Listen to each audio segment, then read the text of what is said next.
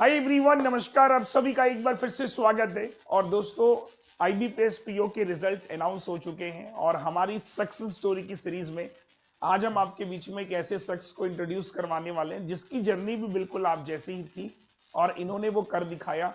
तो आइए इन्हीं से पूछते हैं कि इनकी जर्नी में क्या क्या ऑब्स्टिकल थे और कैसे इन्होंने फाइनली आईबीपीएस पीओ में सिलेक्शन लिया। तो वैशाली, सबसे पहले तो स्वागत है आपका। ये बताइए कौन से बैंक में आपका सिलेक्शन हुआ है? सर कैनरा बैंक में। कैनरा बैंक में। और कब से आप तैयारी कर रहे हो, मतलब बैंकिंग की? सर लास्ट ईयर से। लास्ट ईयर से। क्या किया है आपने पढ़ाई में? सर मैंने बीटेक किया है कंप्यूटर इंजीनियरिंग। अच्छा, बीटेक किया है आपने तो बीटेक कौन से ईयर में कंप्लीट हुआ था आपका? सर 2024 में। तो मतलब एक साल में ही तैयारी करके आपका हो गया मेरे ख्याल से, है ना? Yes sir. तो बैंकिंग का आइडिया किसने दिया आपको, मतलब क्या पहले से पता था सर कि बैंकिंग करना है?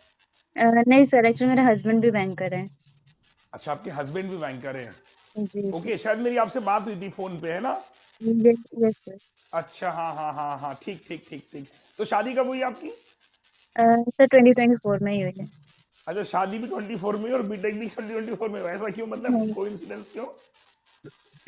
सर, ऐसा था कि मैं अभी कॉलेज में ही थी तो एक्चुअली रिश्ता आ गया घर पे, तो उन्होंने कहा कि सब अच्छा है, फैमिली अच्छी है, तो शादी कर लो।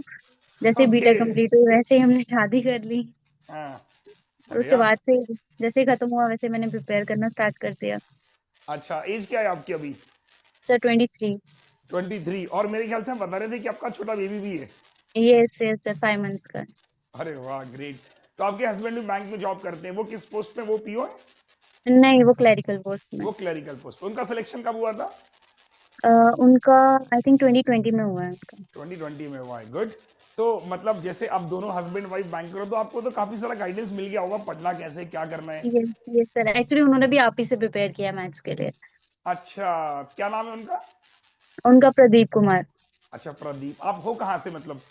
मैं जम्मू से हूँ सर। अच्छा, जम्मू से हो आप लोग, ओके। जी। तो अब जैसे कि बीटेक आपने कंप्लीट किया, शादी भी उस दौरान, तो ऐसा नहीं हुआ कि, मतलब मैंने सुना है लोग शादियों में मतलब माइंड डाइवर्ट हो जाता है तो पढ़ाई कम हो पाती है, आपके साथ ऐसा कुछ था?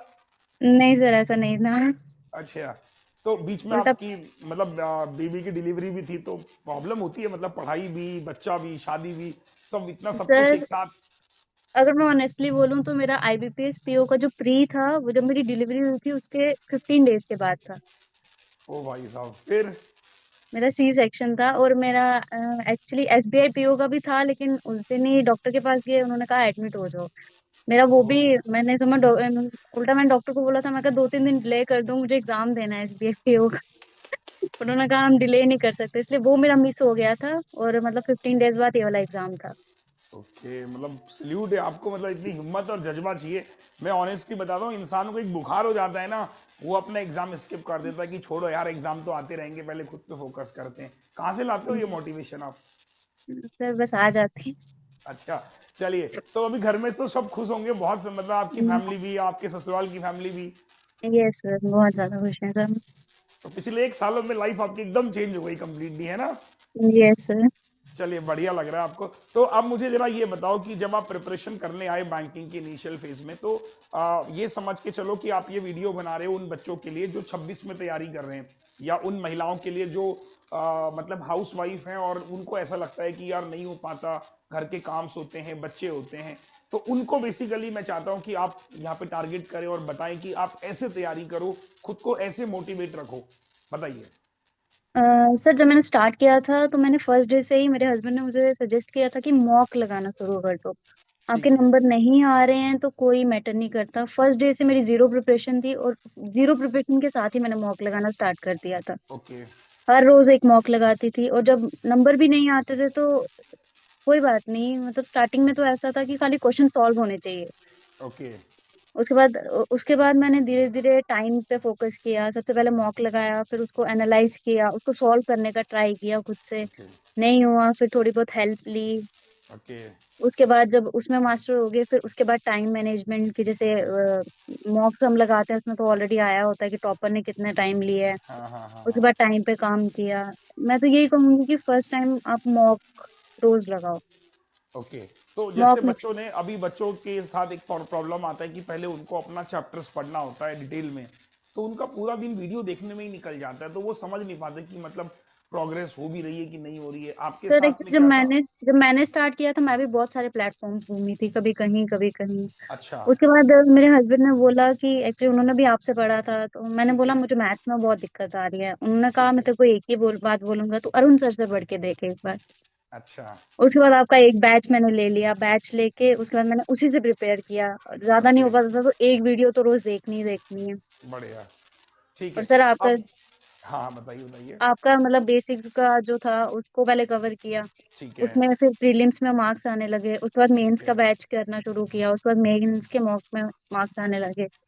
ठीक है। तो इसी तरीके से सर्कल चलता गया। अब मैं दो तीन बातें और पूछूंगा, बस आपसे ज़्यादा वक्त नहीं लूंगा।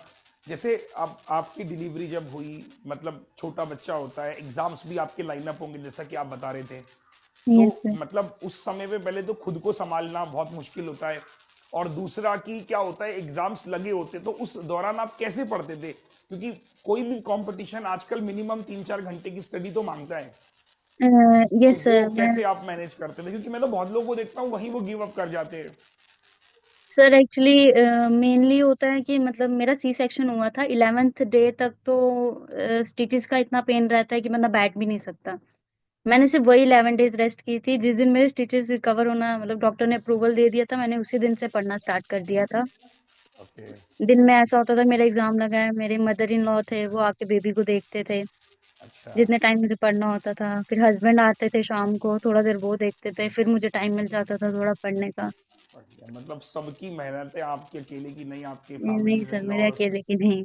सबकी मतलब बहुत बड़ा योगदान है। और मैं बता समझ पा रहा हूँ कि सोचिए, आप मतलब जिसे आपने अब बहुत जल्दी एग्जाम क्रैक कर लिया, बहुत लोगों को सालों लग जाते हैं मैम एग्जाम क्रैक करने में, और मुश्किल होता है, लेकिन हर साल कंपटीशन बढ़ता जा रहा है। चलिए, बहुत यस सर। अच्छा लगा आपसे बात करके। और बाकी हमारी टीम जो है कनेक्ट में रहेगी आपके, आप कोशिश करिएगा अगर दिल्ली आ पाओ, नोएडा आ पाओ, नहीं तो हम आपका जो गिफ्ट और ट्रॉफी मेडल है वो आपके घर में भिजवाने की कोशिश करेंगे कि आपके घर पे ही ओके। मिल जाए। मगर आप दिल्ली विल्ली आ पाओ तो आइएगा बिल्कुल हमारे सेमिनार में, और हमारी टीम की तरफ से आपको रिफंड भी मिल जाएगा जो आपने हमें दिया था ड्यूरिंग प्रिपरेशन के दौरान। बाकी थैंक यू। एक वर्ड में अगर आप कहना चाहो लोगों को कि भाई ये चीज तो तुम्हें छोड़नी नहीं है, मतलब कंसिस्टेंसी हो या कोई भी चीज हो, वो क्या होगी आपके लिए? मेरे लिए ये होगा कि गिव अप नहीं करना है, गिव अप मेहनत नहीं करते करना। चलो। बढ़िया। चलिए, अच्छा लगा आपसे बात करके। Thank you so much.